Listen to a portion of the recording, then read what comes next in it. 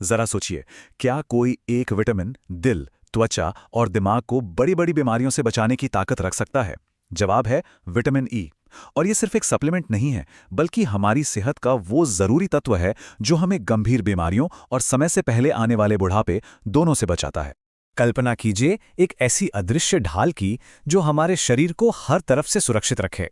Vitamin E असल में ठीक यही काम करता है।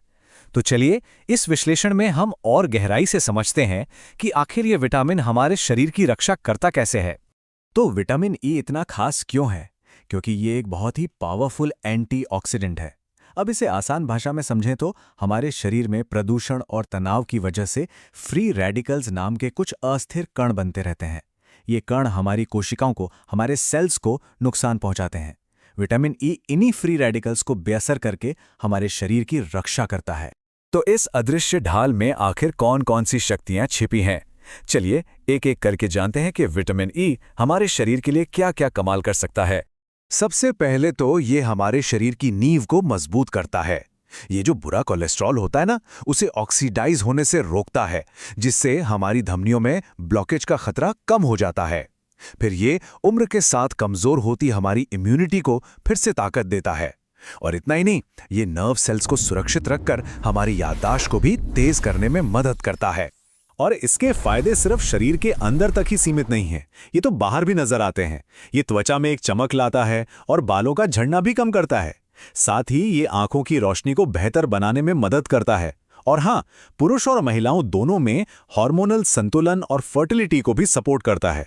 और इसकी एक और सुपर पावर है, इसके एंटी इन्फ्लेमेटरी गुण, यानी कि ये शरीर में सूजन को कम करता है। और यही वजह है कि जोड़ों के दर्द या गठिया जैसी समस्याओं में विटामिन ई लेने से काफी राहत मिल सकती है। ये फायदे तो वाकई में कमाल के हैं, पर अब सवाल ये है कि इस शक्तिशाली विटामिन हमें मिलेगा कहां से? चलिए अब इसके सबसे अच्छे नेचुरल सोर्सेज पर एक नजर डालते हैं।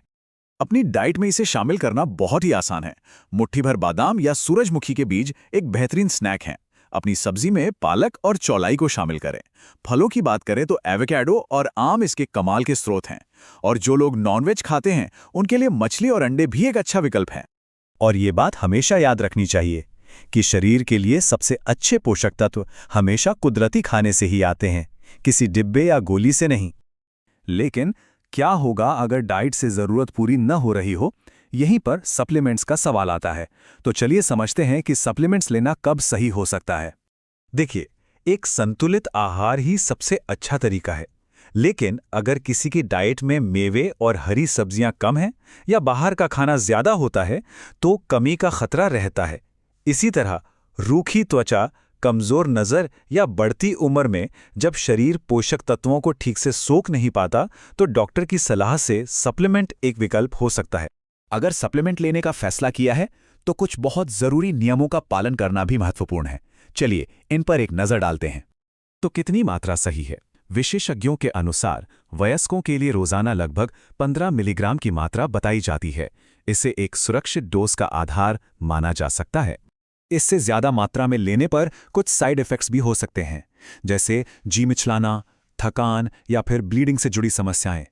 इसलिए डोज का ध्यान रखना बेहद जरूरी है। और ये एक बहुत ही महत्वपूर्ण जानकारी है, सप्लीमेंट खरीदते समय हमेशा लेबल पर ध्यान दें। अगर डी अल्फा टोकोफेरॉल लिखा है तो ये प्राकृतिक सोर्स से है और शरीर इसे आसानी से इस्तेमाल कर पाता है, जबकि D L alpha tocopherol synthetic होता है जो उतना असरदार नहीं होता। इन 3 बातों को हमेशा याद रखें। नंबर 1, कोई भी सप्लीमेंट डॉक्टर से पूछे बिना कभी शुरू न करें। नंबर 2, अगर कोई गर्भवती है या कोई और दवा ले रहा है तो सलाह लेना और भी ज्यादा जरूरी हो जाता है। और नंबर 3, याद रखें, सप्लीमेंट्स पौष्टिक भोजन का विकल्प नहीं है, बस एक सहायक हो सकते हैं। और ये सबसे जरूरी सावधानी है, जो लोग खून पतला करने की दवाइयां ले रहे हैं उनके लिए विटामिन ई की ज्यादा डोज लेना खतरनाक साबित हो सकता है। इस बात को कभी भी नजरअंदाज नहीं करना चाहिए। तो आखिर में सवाल यही है, क्या हमारा असली रक्षक हमारे भोजन में है या हमें सप्लीमेंट्स की मदद लेनी चाहिए? इसका जवाब शायद सही संतुलन खोजने में ही छुपा है।